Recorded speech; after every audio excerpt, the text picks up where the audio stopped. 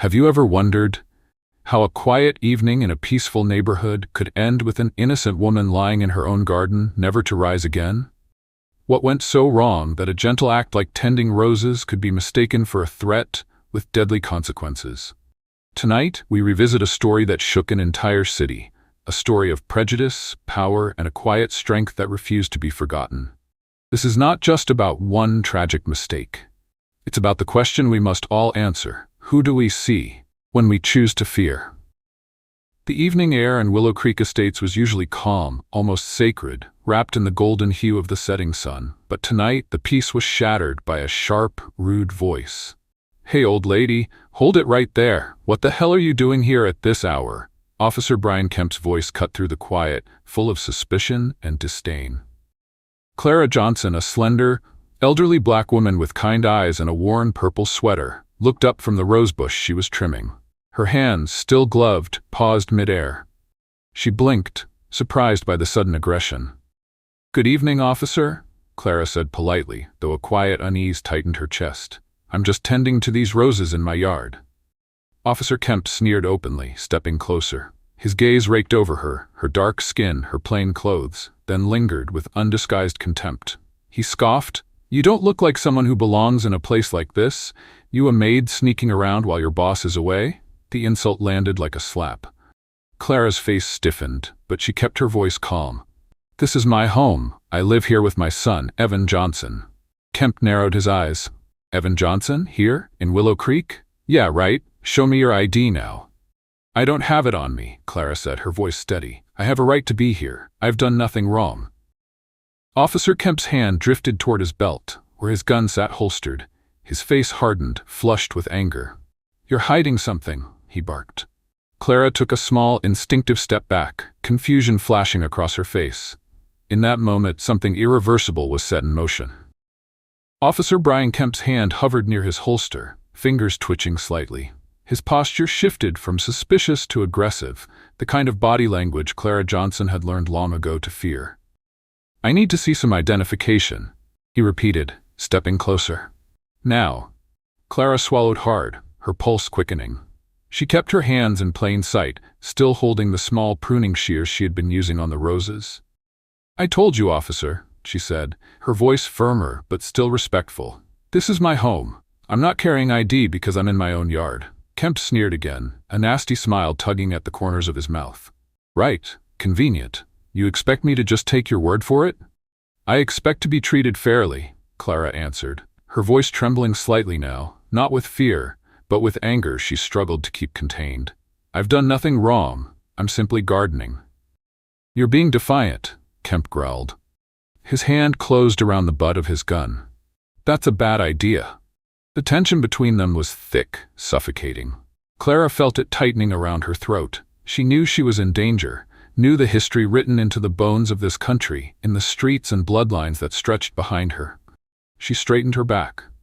"Please," she said softly, "I am not a threat to you." But Kemp wasn't listening. His mind was already made up. The sight of a proud black woman refusing to cower, refusing to explain herself like a guilty suspect, fed his paranoia and deep-seated prejudice. "Where's your weapon?" Kemp barked suddenly, his voice cracking with a strange mix of panic and rage. "Drop it. Drop your weapon." Clara instinctively lifted one hand slightly, perhaps to shield herself or to show she was unarmed. The pruning shears dangled loosely from her other hand, harmless, absurdly small compared to the menace now bearing down on her. In Kemp's twisted mind, the gesture was all the justification he needed. In a flash, he drew his gun. The evening shattered. One loud, terrible crack split the air. The bullet tore through Clara's chest with brutal force. Her eyes widened in disbelief, a soft gasp escaping her lips. She staggered backward a few steps, one hand clutching the growing stain blossoming across her sweater. She collapsed onto the lawn, her body crumpling among the roses she had so lovingly cared for. The street fell into a stunned silence, broken only by the soft rustle of leaves and the distant hum of a lawn sprinkler. Officer Kemp stood frozen, the smoking gun still raised, his face pale and blank. For a few seconds he just stared at the motionless figure before him, as if unable to comprehend what he had done. Then panic took over. He holstered the gun with shaking hands and grabbed his radio. His voice was high and fast, a stammering mess. "Dispatch, this is Unit 12. Shots fired. Suspect was acting aggressively. I had to defend myself. Request immediate backup and medical assistance at Willow Creek Estates, 18 Stonewall Drive." Neighbors, drawn by the gunshot, began to appear at their windows, some stepping out onto their porches. Murmured voices turned into shouts. Someone screamed, "My God, someone call an ambulance." Within minutes, the quiet suburban street was flooded with flashing red and blue lights. Patrol cars screeched to a halt. Officers poured out, guns drawn, faces tense, expecting chaos. But there was only Clara Johnson lying still on the ground, her blood soaking into the rich earth. Paramedics rushed forward. One knelt beside her, checked for a pulse, shook his head grimly. They covered her body with a white sheet as the gathering crowd grew thicker, their faces a mixture of horror and disbelief. Detective Samuel Reed, a grizzled veteran of the Maplewood Major Crimes Unit, arrived moments later. He took one look at the scene. The yellow tape, the weeping neighbors, the lone figure of Officer Kemp standing off to the side, pale and visibly trembling, and knew instinctively that this was not a clean shooting. He approached one of the patrol officers. "Get Kemp into an isolated unit. Now. No talking, no phone, no contact." "Yes, sir." Detective Reed walked slowly to where Clara Johnson lay. He removed his hat, bowed his head for a moment of silence, then signaled the forensic team to start documenting everything. Shell casings were marked, photos were taken from every angle. Kemp's gun was confiscated for immediate ballistics analysis. Witnesses were quickly separated and questioned. The preliminary accounts were damning. Clara Johnson was known to all the neighbors, a gentle woman. Always tending to her garden, always smiling, never a threat. Multiple witnesses confirmed she was simply pruning her roses when the confrontation happened. No one saw her act aggressively. No one saw her with a weapon, only small gardening shears. Most importantly, Detective Reed secured the crucial piece of evidence, Officer Kemp's body camera. He held the small device in his gloved hand, feeling the weight of it. Whatever had happened, this camera had seen it all. He ordered the footage to be immediately uploaded and sealed. As the forensic team worked, the detective looked again at the small, broken figure under the white sheet. An old woman who had posed no threat to anyone, shot dead in her own front yard. He felt a cold knot of anger tighten in his stomach. This wasn't just a tragedy. This was a storm brewing, and it was only the beginning. Detective Samuel Reed sat in his unmarked car, a tablet resting on his knee, reviewing the preliminary incident report filed by Officer Brian Kemp. The story Kemp told was familiar and suspect. He claimed he saw a suspicious figure trespassing in the yard, claimed the suspect acted hostile, reached into her pocket in a threatening manner, and forced him to fire in self-defense. Reed exhaled slowly, leaning back. He had been on the force for nearly 3 decades. He knew a bad shoot when he saw one. And this felt rotten to the core. He turned to the evidence bag containing Kemp's body cam. That tiny device held the real story. Inside the police department's tech room, a small team worked feverishly to extract and analyze the footage. Reed waited, arms crossed tightly over his chest, every second ticking like a drumbeat in his ears.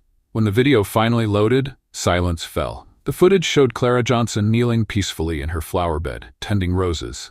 It showed Kemp approaching, loud and confrontational, barking demands. It captured every word. "You don't belong here. You must be sneaking around."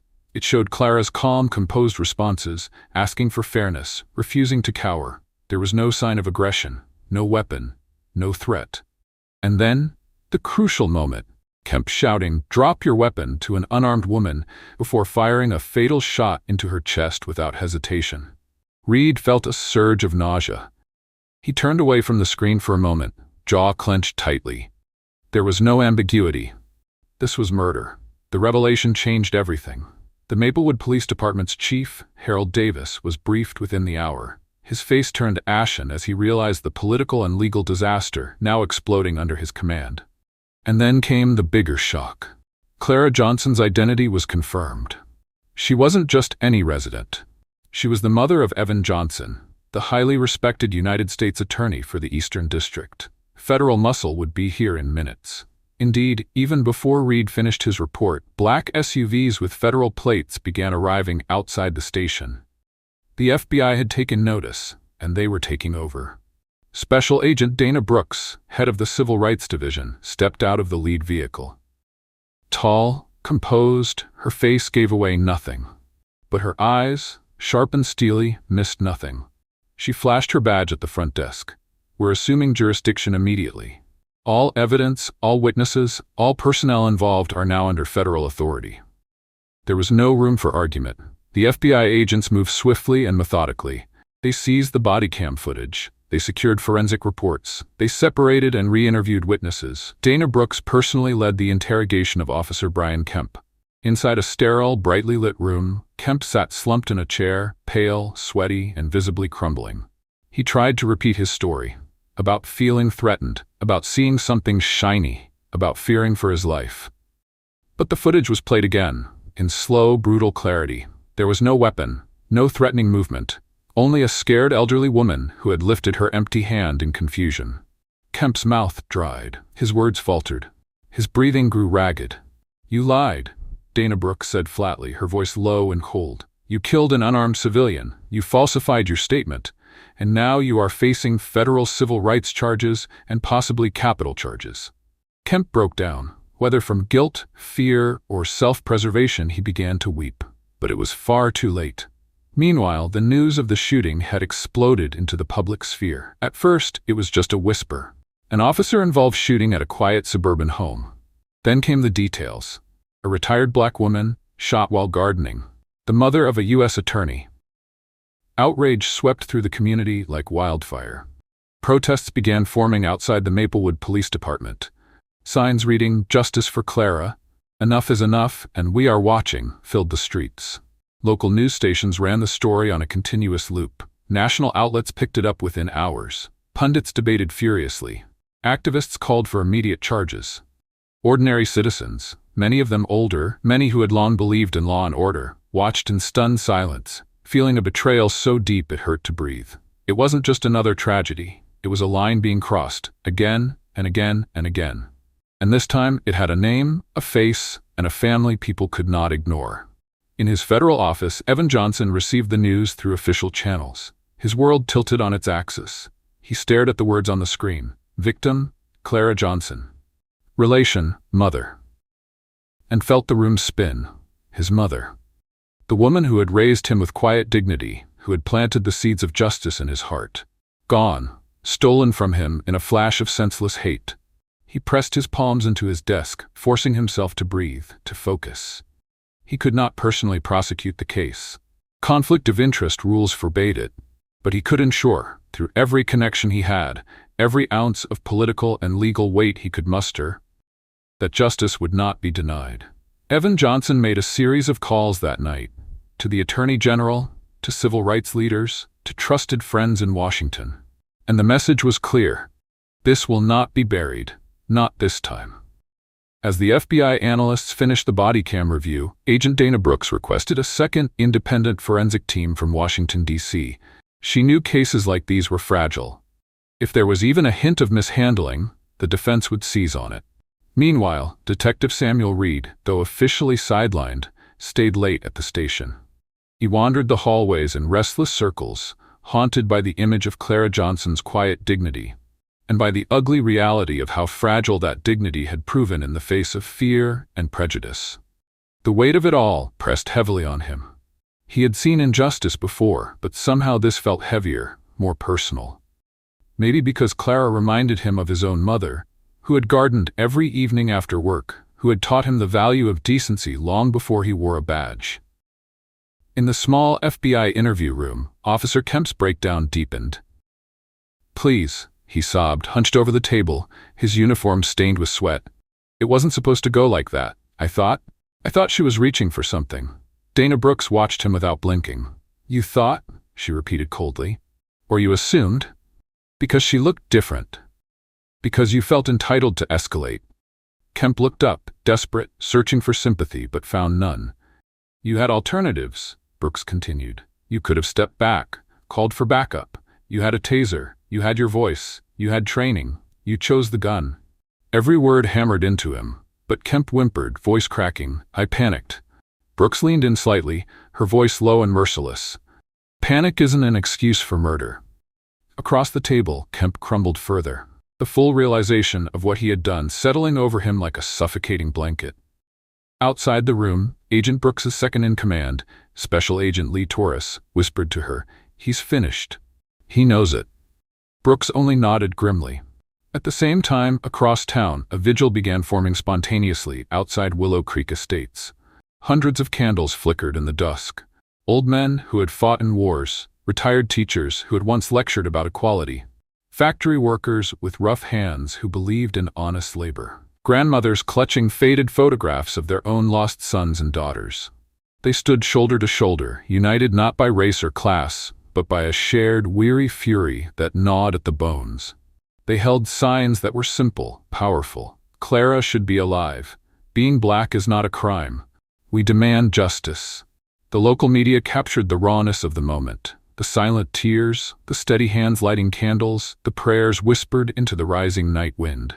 An old veteran, James Coleman, stood at the edge of the crowd, a cane in one hand, an American flag in the other. "I fought for this country," he said quietly to a reporter. "I didn't fight so my neighbor could be shot dead for trimming her roses." His voice cracked, but he held his ground. Meanwhile, Evan Johnson sat alone in his federal office. Long after midnight, the city lights a blur outside the window. A picture of his mother sat on his desk, Clara at his law school graduation, her eyes beaming with pride.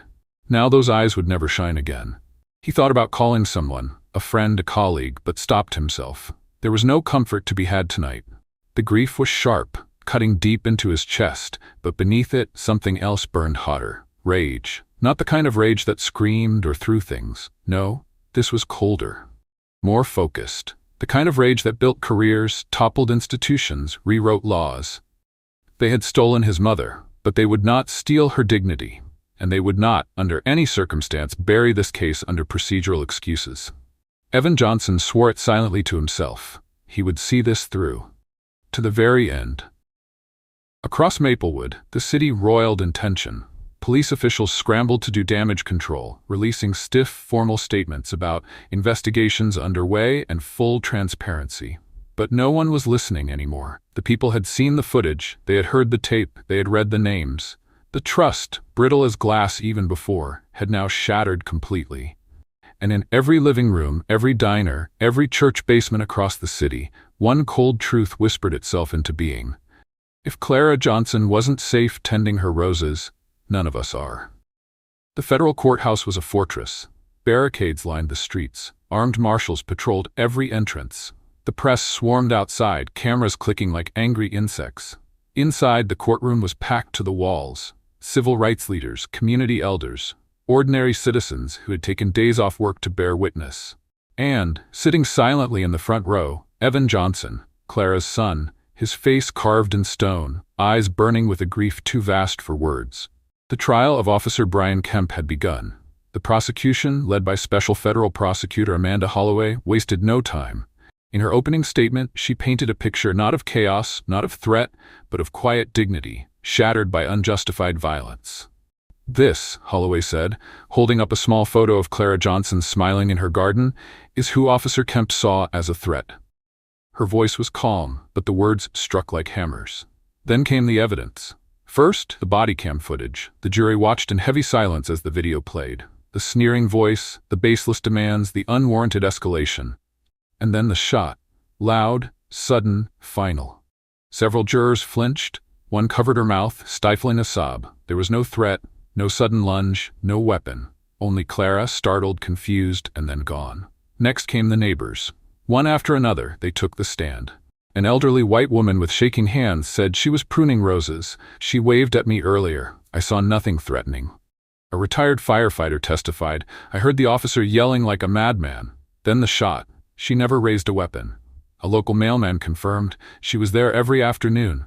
Always friendly, always harmless." Then the forensic experts. They described the autopsy results. One bullet, close range, penetrating vital organs. They showed photographs of the pruning shears. Small, harmless, found feet away from Clara's body. There was no justification for lethal force, the chief medical examiner concluded. Finally, the social psychologists. They explained implicit racial bias, how assumptions can kill, how fear, when left unchecked, becomes a weapon. But they made one thing clear. Bias may explain behavior, said Dr. Helena Watts, her voice steady, but it does not excuse it. The defense tried to push back. They argued Kemp was under pressure, that he misjudged a threat, that policing was dangerous, unpredictable. They tried to humanize him, a man who made a terrible mistake. They put Brian Kemp on the stand. He cried, he spoke of fear, he spoke of split-second decisions. But Holloway, calm and relentless, dismantled him piece by piece. "You were trained," she said, "trained to de-escalate, trained to observe, trained to protect."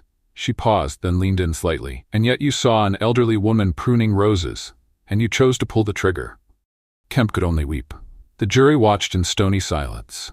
In closing arguments, Amanda Holloway stood before the jury, the weight of the community pressing against her back. "Clara Johnson," she said, voice rich with sorrow and steel, "lived a life of quiet strength. She deserved to grow old tending her roses, not to die in fear and confusion." She turned, pointing gently to Evan Johnson, sitting alone. "Her son, Evan Johnson, serves this nation with honor and dignity. Clara raised him to believe in justice. Now we ask you to believe in it too." She let the silence fill the room before finishing. "Hold Brian Kemp accountable. Show the country and the world that no badge places a man above the law." The jury deliberated for 2 days. When they returned, the courtroom fell into a suffocating stillness. Evan closed his eyes, hands trembling lightly in his lap. The foreman stood, a piece of paper in hand. "On the charge of deprivation of civil rights under color of law resulting in death, guilty. On the charge of use of a deadly weapon during the commission of a crime of violence, guilty. On the charge of second-degree murder under state law, guilty." The words landed like thunder. Officer Brian Kemp sagged in his chair, head dropping into his hands. Around the courtroom, quiet gasps and muffled sobs filled the air. Evan Johnson opened his eyes, a single tear tracing down his cheek, but he sat tall, unmoving. Justice, imperfect, late but real, had come. Not just for Clara, not just for Evan, but for every person who had ever feared that their life might not matter when weighed against a uniform. As the judge dismissed the jury and prepared to set a sentencing date, the people inside the courthouse began to rise. Not with cheers, not with fists raised, but with something far more powerful. A silent, standing ovation. For a life lost, for a truth acknowledged, and for the fragile, stubborn hope that perhaps at long last the arc of the moral universe might finally be bending toward justice. The days after the verdict passed in a strange kind of quiet. The streets of Maplewood, once filled with protest signs and candlelit vigils, now carried a different weight, not of celebration, but of solemn reflection. Clara Johnson's funeral was held on a crisp Saturday morning at the small Baptist church where she had worshipped for years. The pews were packed with mourners, family, friends, strangers who had seen her face on the news and felt compelled to come. They spoke of her kindness, of the way she tended her garden like a prayer, of the laughter she brought to her neighbors, of the quiet strength she carried like an invisible shield through a world too often cruel to women like her. And at the front of the sanctuary, beneath a simple wreath of white lilies, Evan Johnson stood to speak. He wore a dark suit, his hands steady as he gripped the wooden podium. For a long moment, he simply looked out at the crowd, breathing in their sorrow, their solidarity.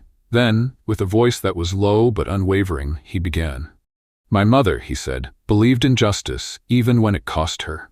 He paused, the weight of his loss hanging heavy in the air. "She taught me," he continued, "that dignity is not something given, it's something claimed, every day, in every quiet act of kindness, in every refusal to bow to hate." He looked down briefly, gathering himself.